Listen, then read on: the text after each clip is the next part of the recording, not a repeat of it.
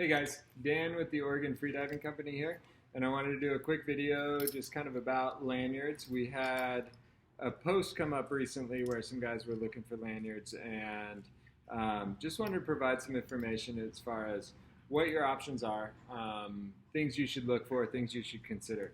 And so this lanyard is the one from Octopus. It's the one that I've been using, my other instructors here have been using, and we've really enjoyed this one. Actually was used in competition in the Caribbean Cup last year. Set a couple records, good fun, not me. I was there as a coach. But your standard lanyard is going to have a Velcro strap. And the Velcro strap is going to be for your wrist if you're doing a constant weight, or your ankle if you're doing a free immersion. If you are a psycho and like no fins and just like torturing yourselves, you probably like statics as well, which I don't understand. No, I'm teasing.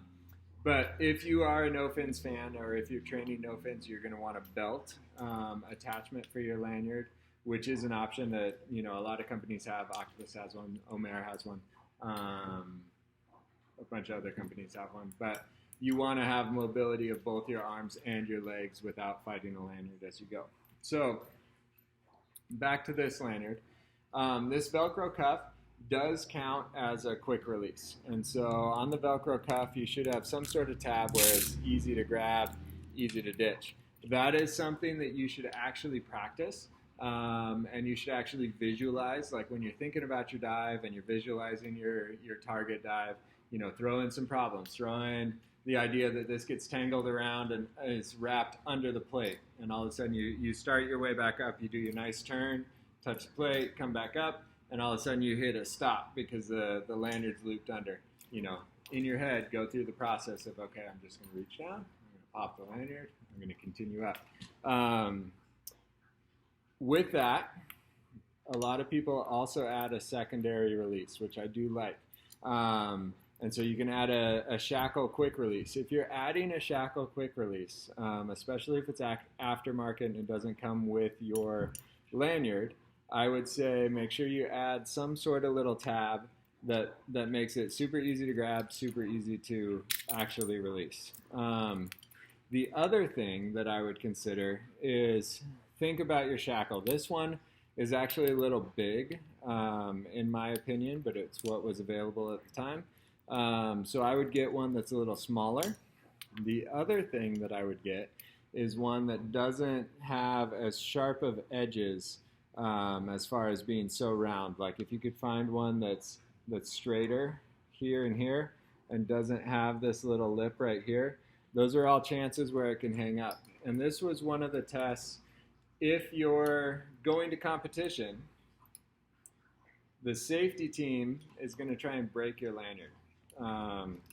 And that's going to be their check as far as, is that lanyard safe or not. And they're not doing it to wreck your gear or anything like that. They're doing it to keep you safe. So the test is they're going to step on the carabiner and they're going to pull up as hard as they can. Maybe not as hard as they can, but they're going to pull up and they're going to see, is this going to break or is it going to stay on? In the case of a blackout, is it strong enough to actually pull the diver out? If it breaks, they broke your lanyard, but they saved your life, so it's all good. So that's a test you can absolutely do as well. The other test they do, if you add a shackle, and why I mentioned getting one without sharp edges, is step on it, and this happened at the Caribbean Cup and was kind of a wake-up call to myself as well. Step on that carabiner and pull on the quick release, and if this hangs up when you're under constant tension, then that's a chance where you tried to get out of it and you're still stuck. Now, underwater, it's unlikely that you're going to have constant tension in one direction, but it is worth noting.